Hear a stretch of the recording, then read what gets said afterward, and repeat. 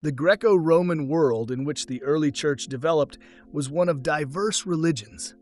The conditions of that era made it possible for these religions to sweep like a tidal wave over the ancient world. The people of that age were eager and zealous in their search for religious experience.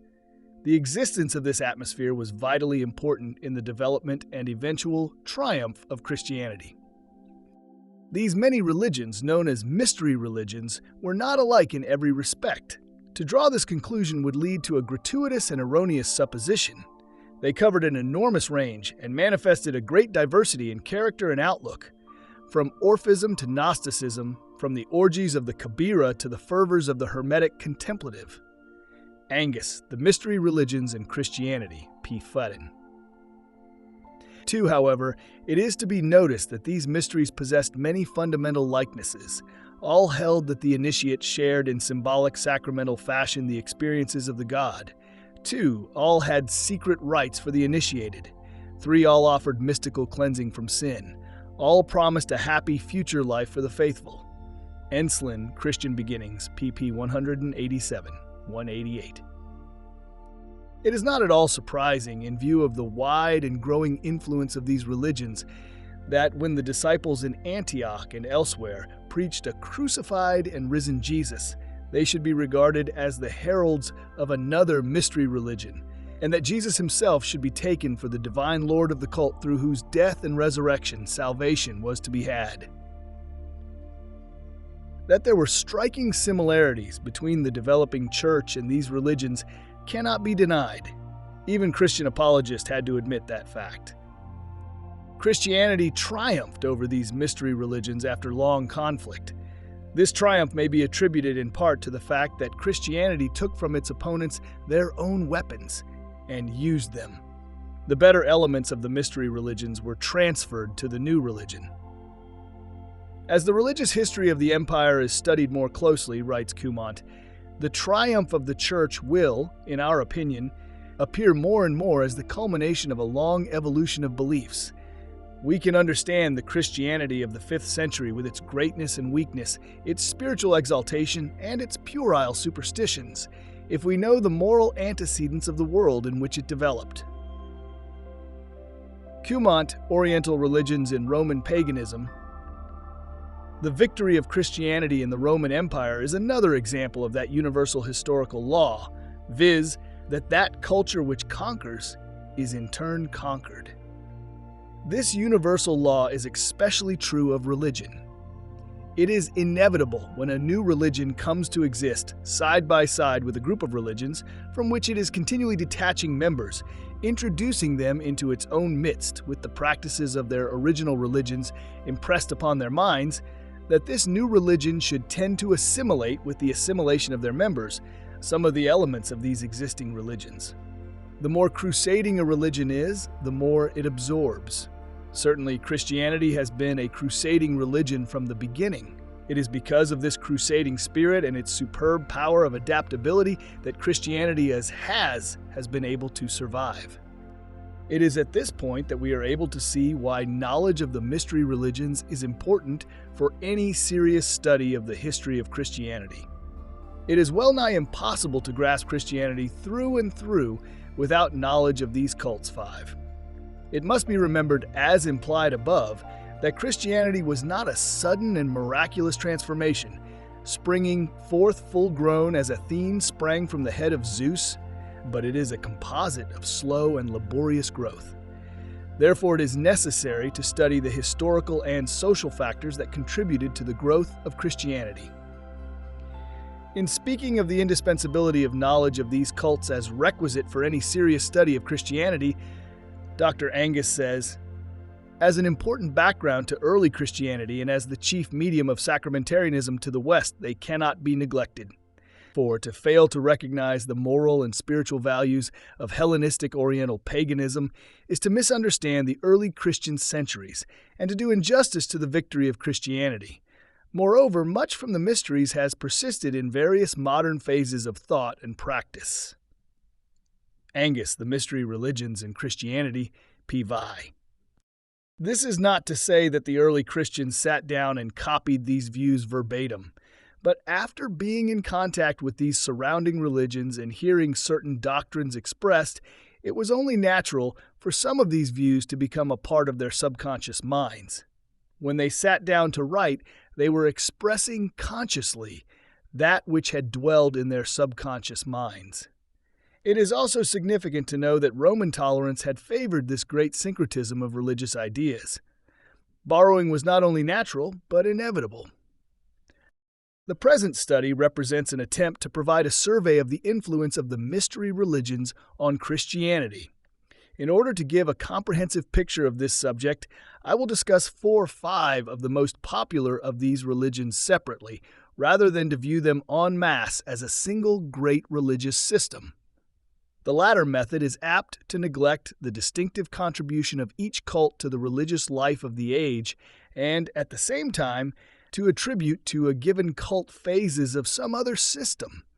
However, in the conclusion, I will attempt to give those fundamental aspects characteristic of all the cults that greatly influence Christianity. The influence of the cult of Cybele and Attis. The first Oriental religion to invade the West was the cult of the Great Mother of the Gods. The divine personage in whom this cult centered was the Magna Mater Deum, who was conceived as the source of all life, as well as the personification of all the powers of nature. Footnote B, Pagan Regeneration, p. 114. She was the great mother not only of all the gods, but of all men as well. The winds, the sea, the earth, and the snowy seat of Olympus are hers, and when from her mountains she ascends into the great heavens, the son of Cronus himself gives way before her, and in like manner do also the other immortal blessed honor the dread goddess. Footnote, quoted in Willoughby's Pagan Regeneration, p. 150.9. At an early date there was associated with Cybele, the Great Mother, a hero divinity called Attic, who personified the life of the vegetable world particularly. Around these two divinities there grew up a confused tangle of myths in explanation of their cult rites. Various writers gave different versions of the Cybele-Attis myth. However, these specific differences need not concern us, for the most significant aspects are common in all the various versions. Point 10. We are concerned at this point with showing how this religion influenced the thought of early Christians. Attis was the good shepherd, the son of Cybele, the Great Mother, who gave birth to him without union with mortal man, as in the story of the Virgin Mary. Point 11. According to the myth, Attis died, either slain by another or by his own hand. At the death of Attis, Cybele mourned vehemently until he arose to life again in the springtime. The central theme of the myth was the triumph of Attis over death, and the participant in the rites of the cult undoubtedly believed that his attachment to the victorious deity would ensure a similar triumph in his life. It is evident that in Rome there was a festival celebrating the death and resurrection of Attis. This celebration was held annually from March 22nd to 25th. Footnote, Fraser, Adonis, Attis, Osiris, p. 166. The influence of this religion on Christianity is shown by the fact that in Phrygia, Gaul, Italy, and other countries where Attis worship was powerful, the Christians adapted the actual date, March 25th, as the anniversary of our Lord's Passion. Footnote IBID p. 199-12. Again, we may notice that at this same Attis festival on March 22nd, an effigy of the god was fastened to the trunk of a pine tree, Attis thus being slain and hanged on a tree. This effigy was later buried in a tomb. On March 24th, known as the Day of Blood, the high priest, impersonating Attic, drew blood from him arm and offered it up in place of the blood of a human sacrifice, thus, as it were, sacrificing himself. It is this fact that immediately brings to mind the words in the Epistle to the Hebrews, "But Christ being come an high priest, neither by the blood of goats and calves, but by his own blood, obtained eternal redemption for us." Now to get back to the festival. That night the priests went back to the tomb and found it empty, the god having risen on the 3rd day from the dead. And on the 25th the resurrection was celebrated with great rejoicing. During this great celebration a sacramental meal of some kind was taken, and initiates were baptized with blood, whereby their sins were washed away and they were said to be born again. Weigel, The Paganism in Our Christianity, pp. 116-117. 13. There can hardly be any doubt of the fact that these ceremonies and beliefs strongly colored the interpretation placed by the first Christians upon the life and death of the historic Jesus 14. Moreover, the merging of the worship of Attis into that of Jesus was effected without interruption, for these pagan ceremonies were enacted in a sanctuary on the Vatican Hill, which was afterwards taken over by the Christians, and the mother church of St. Peter now stands upon the very spot. I bid. The influence of Adonis. Another popular religion which influenced the thought of early Christians was the worship of Adonis. As is commonly known, Antioch was one of the earliest seats of Christianity. It was in this city that there was celebrated each year the death and resurrection of the god Adonis. This faith had always exerted its influence on Jewish thought, so much so that the prophet Ezekiel 8:14,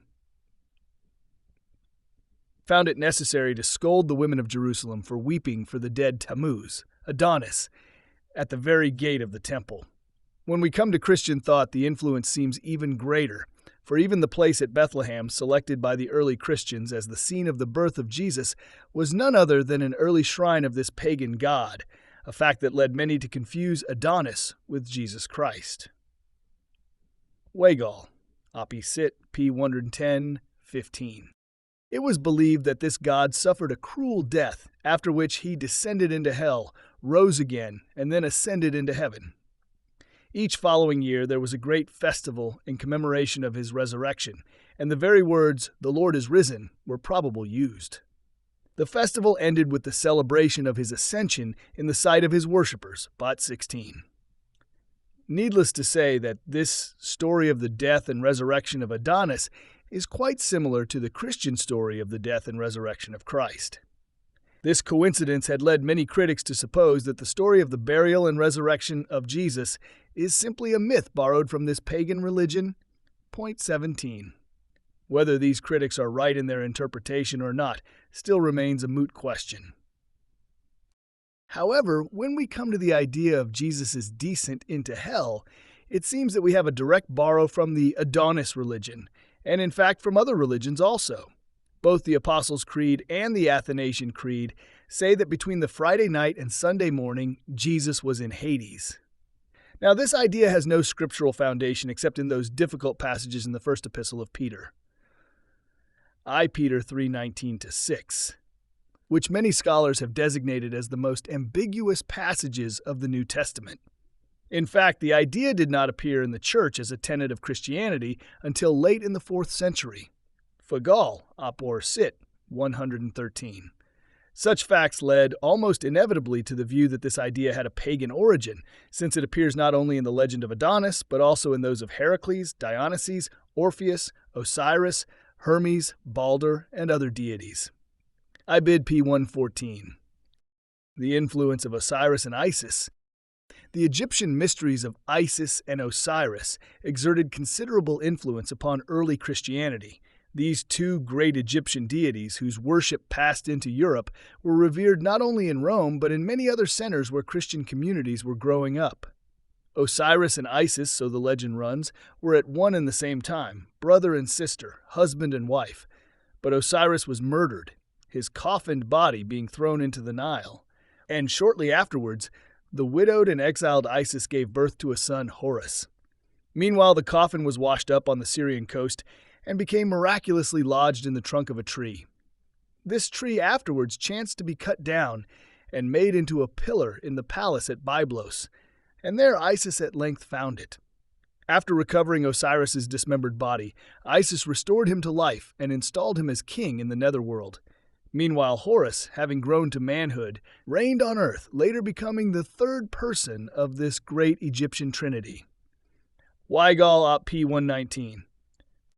In the records of both Herodotus and Plutarch, we find that there was a festival held each year in Egypt celebrating the resurrection of Osiris. While Herodotus fails to give a date for this festival, Plutarch says that it lasted 4 days, giving the date as the 17th day of the Egyptian month Hathor, which, according to the Alexandrian calendar used by him, corresponded to November 13th. Fraser, opposite P57. Other Egyptian records speak of another feast in honor of all the dead, when such lamps were lit, which was held about November 8th. Ibid P258. 20.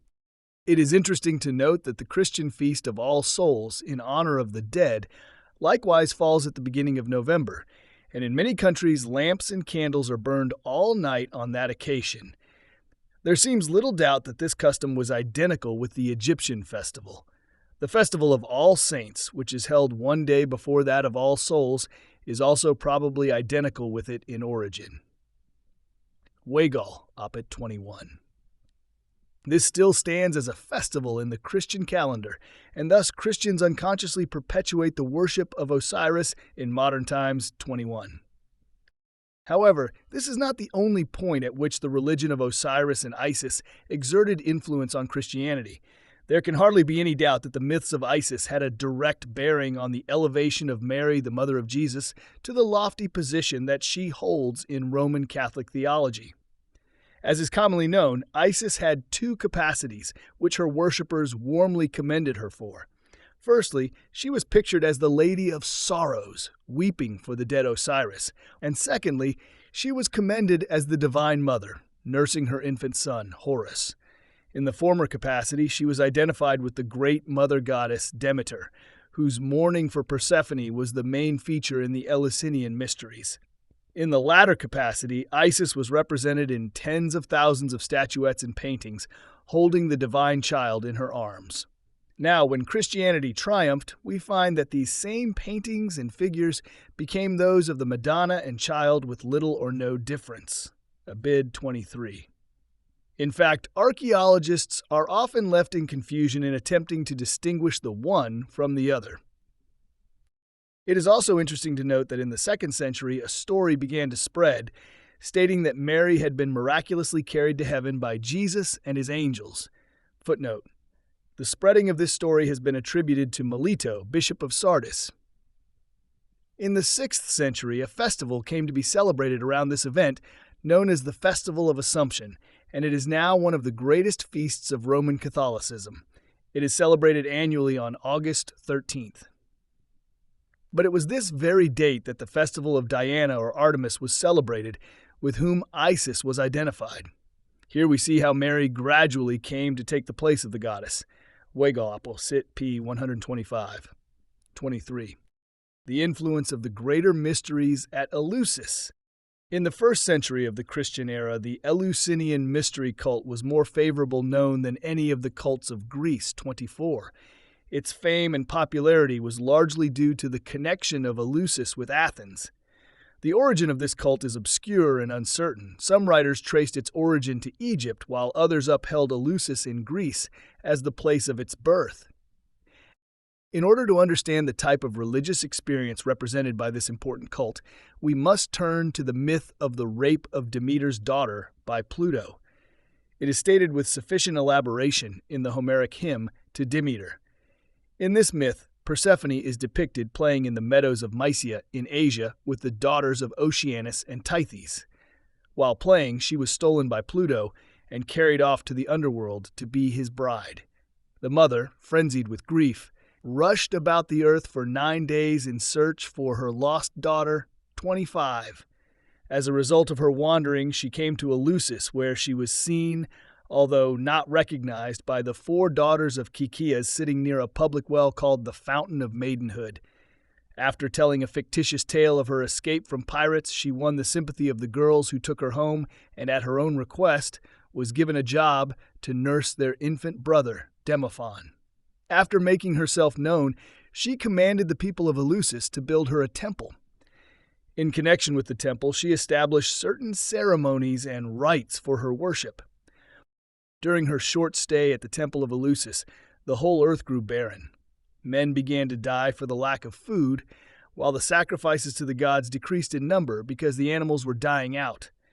The other gods pleaded with her to relent, but she refused to do so until Persephone was restored to her. Pluto, also called Hades, therefore, at the request of Zeus, released her, but not before he had caused her to eat a pomegranate seed, which magically required her return after a period of time.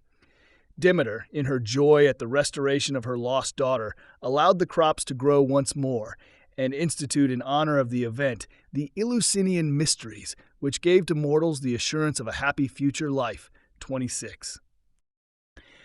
The significance of this story is immediately clear. It was a nature myth portraying a vivid and realistic picture of the action of life in the vegetable world in regards to the changing seasons.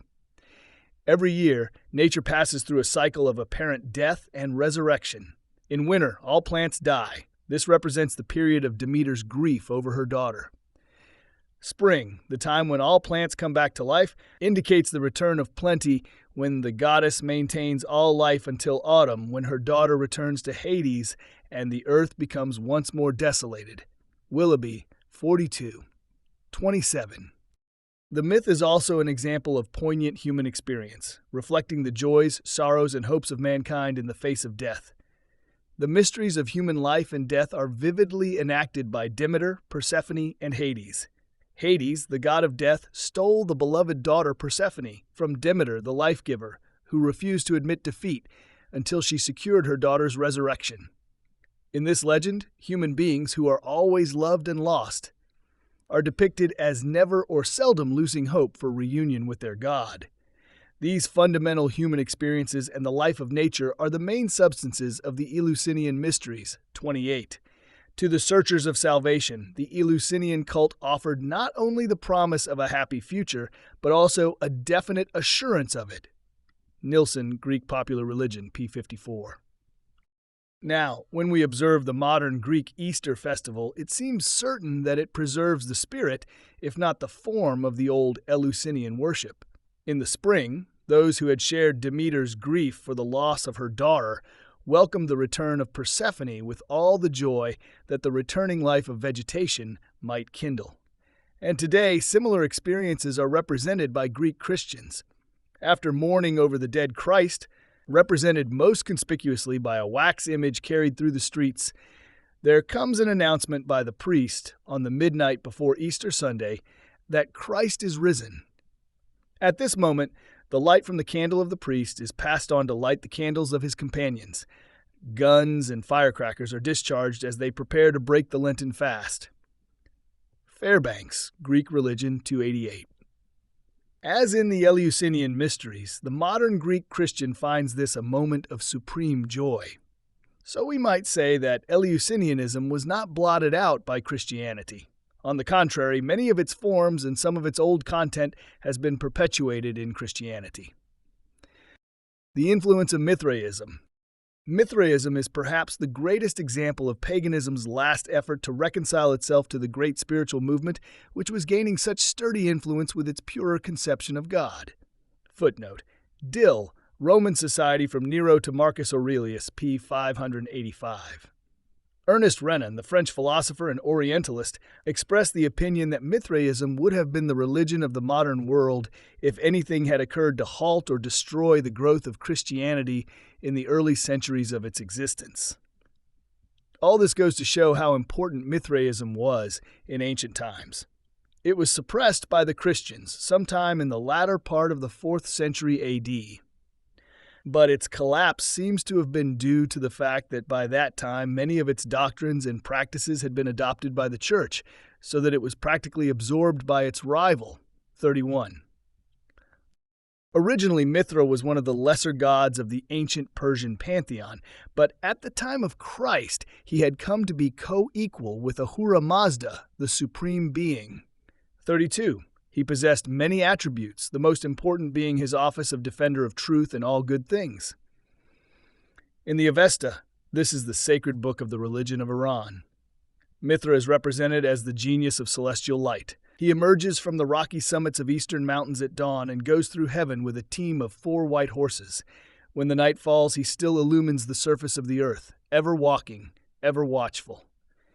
He is not sun or moon or any star, but a spirit of light, ever wakeful, watching with 100 eyes. He hears all and sees all. None can deceive him. Footnote: Cumont, Mysteries of Mithra, 2-3.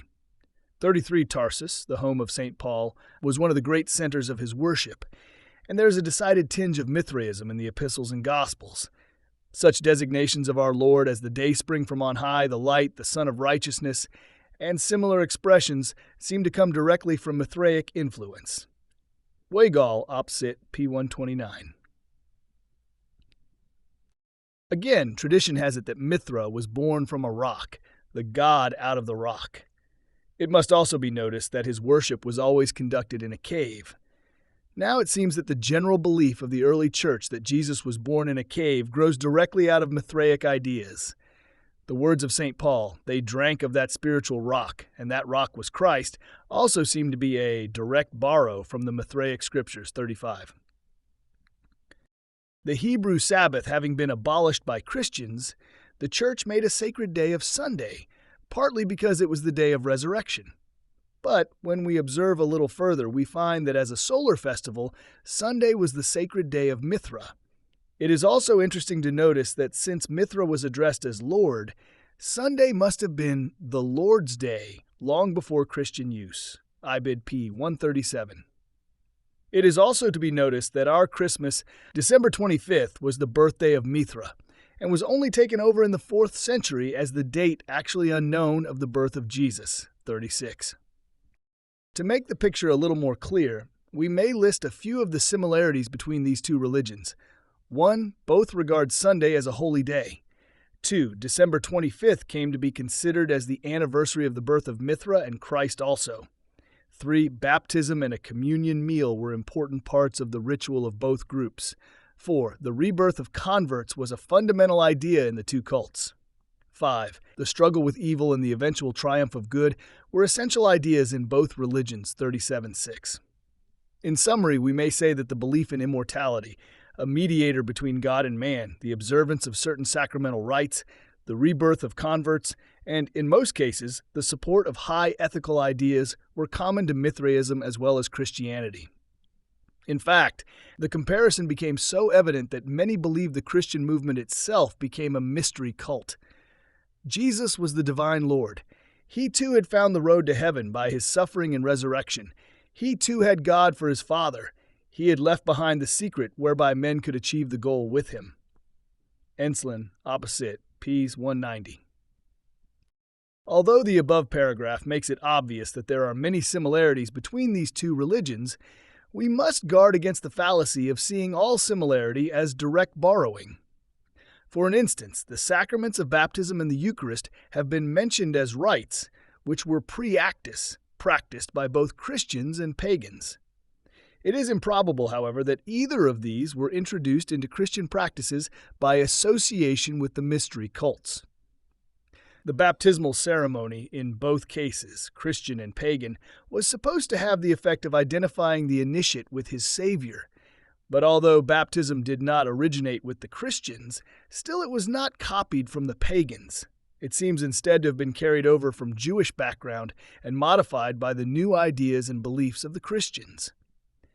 The Eucharist, likewise through similar in some respects to the communion meal of Mithraism, was not a rite borrowed from it. There are several explanations regarding the beginning of the observance of the Lord's Supper.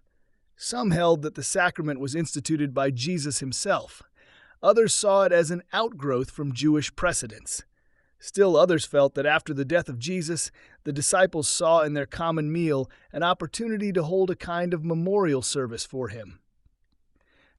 On the whole, early Christians were not greatly concerned about the likenesses between the Mithraic cult and their own. They felt at first that these competitors were not worthy of consideration, and few references to them are found in Christian literature. When Mithraism became widespread and powerful, it attracted so much attention that certain Christian apologists felt the need to present an explanation for the similarities in their respective characteristics. The only one they could offer was quite naive, but it was in keeping with the trends of thought in that age. They maintained that it was the work of the devil who helped to confuse men by creating a pagan imitation of the true religion. 38. Conclusion. There can hardly be any gainsaying of the fact that Christianity was greatly influenced by the mystery religions, both from a ritual and a doctrinal angle. This does not mean that there was a deliberate copying on the part of Christianity. On the contrary, it was generally a natural and unconscious process rather than a deliberate plan of action. Christianity was subject to the same influences from the environment as were the other cults, and it sometimes produced the same reaction. The people were conditioned by the contact with the older religions and the background and general trend of the time, 39. Dr. Shirley Jackson Case has written some words that are quite apt at this point. He says, "Following the lead of the Apostle Paul, the Christian missionaries on Gentile soil finally made of Christianity a more appealing religion than any of the other mystery cults." This was accomplished, not by any slavish process of imitation, but by a serious attempt to meet better the specific religious needs that the mysteries had awakened and nourished, and by phrasing religious assurances more convincingly in similar terminology. Case, The Mystery Religions, the Encyclopedia of Religion, edited by Virgilius Firm, pp. 511 to 513. The greatest influence of the mystery religions on Christianity lies in a different direction from that of doctrine and ritual. It lies in the fact that the mystery religions paved the way for the presentation of Christianity to the world of that time. They prepared the people mentally and emotionally to understand the type of religion which Christianity represented. They were themselves, in varying degrees, imperfect examples of the Galilean cult which was to replace them. They encouraged the movement away from the state religions and the philosophical systems and toward the desire for personal salvation and promise of immortality. Christianity was truly indebted to the mystery religions for this contribution, for they had done this part of the groundwork and thus opened the way for Christian missionary work. Many views, while passing out of paganism into Christianity, were given a more profound and spiritual meaning by Christians, yet we must be indebted to the source. To discuss Christianity without mentioning other religions would be like discussing the greatness of the Atlantic Ocean without the slightest mention of the many tributaries that keep it flowing, 40. Christianity, however, strikeouts survived because it appeared to be the result of a trend in the social order or in the historical cycle of the human race. Forces have been known to delay trends, but very few have stopped them. The staggering question that now arises is, what will be the next stage of man's religious progress? Is Christianity the crowning achievement in the development of religious thought, or will there be another religion more advanced?